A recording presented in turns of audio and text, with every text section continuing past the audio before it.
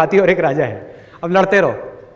तो क्या करते थे कि रात को 9 बज गए, उधर से मम्मी की डांट आनी शुरू हो गई कि बेटा सो जा, कल स्कूल जाना है, ये है वो है, उधर से डांट पड़ रही है। तो बड़े ध्यान से हम उस चेस को गेम को उठाते थे और ले जा करके एक जगह पे रखते थे, और अगले दिन स्कूल से आने के बाद में 4 बजे वापस से उसी लेवल से वापस से गेम शुरू। उस टाइम पे जो चेस खेल रहा था, देखा जाए तो क्या है, उसकी क्या इंपॉर्टेंस है आज की डेट में हमारी सोसाइटी में? इंपॉर्टेंस किस चीज़ की है? किस चीज़ की है कि आपको IIT में एडमिशन मिल जाए, IIMs में एडमिशन मिल जाए, आप पढ़ाई में टॉप कर जाओ, आप ये कर जाओ, वो कर जाओ। आप किसी को बोलोगे भैया अपने बच्चे को जाकर के चेस खिलाओ, उसकी ज़िंदगी बदल जाएगी, लोग हंसेंगे, उन्हें क्या बोल रहे हैं, पागल है क्या?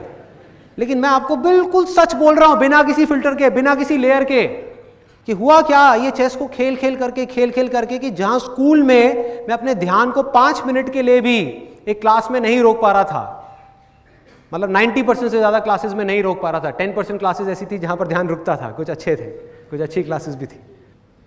तो उसके बाद में क्या हुआ कि यहां पे चेस खेलते खेलते बाय डिफॉल्ट एफर्टलेसली खेल खेल में ऑब्जर्वेशन पावर्स अपने आप ही बढ़ गई। मतलब आप नहीं भी चाहोगे तो आपको अपने ध्यान को उस गेम में 2 घंटे तक, 3 घंटे तक, 4 घंटे तक लगा करके रखना ही पड़ेगा अगर आपको खेलना है तो। कोई दूसरा ऑप्शन ही नहीं है। यह नहीं हो सकता कि आप सामने किसी के साथ में खेल रहे हो और माइंड में कुछ और सोच रहे हो, नॉट पॉसिबल। तो उससे क्या हुआ, ऑब्जर्वेशन पावर्स बढ़ी। दूसरी चीज क्या बढ़ी, चेस एक ऐसी गेम है जिसके अंदर both the sides of our brain, मतलब कि right brain as well as left brain, दोनों का काम पूरे तरीके से होता है। मतलब कि जो क्रिएटिव थिंकिंग है वो बढ़ गई, लॉजिकल थिंकिंग है वो बढ़ गई, दोनों के बीच में एक बैलेंस क्रिएट हो गया। और बिजनेस में और चेस में ज्यादा फर्क नहीं है, मैं हमेशा कहता हूं ये बात, ज्यादा फर्क नहीं है।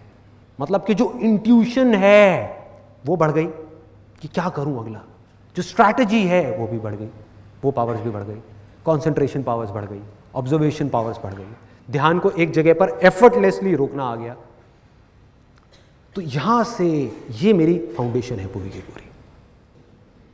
और बिना अपनी ऑब्जर्वेशन पावर्स के ऊपर काम किए, जिसको आप माइंड बोल सकते हो, बिना अपने माइंड को एक जगह पर टिकाए आप कोई भी काम करने निकल जाओगे, आप ज्यादा देर तक नहीं कर पाओगे बॉस। एक काम करोगे, एक फेलियर आया फिर हिल जाओगे, कोई प्रॉब्लम आई फिर घबरा जाओगे, कोई चीज सीखने जाओगे एकदम माइंड कहीं और भागने लग जाएगा। अपने माइंड को पूरी तरह से एक जगह पर रखना है, और बड़ी से बड़ी मुश्किल आ रही है उसको बिना डर के फेस करना है। ये चीजें कहां से आएंगी?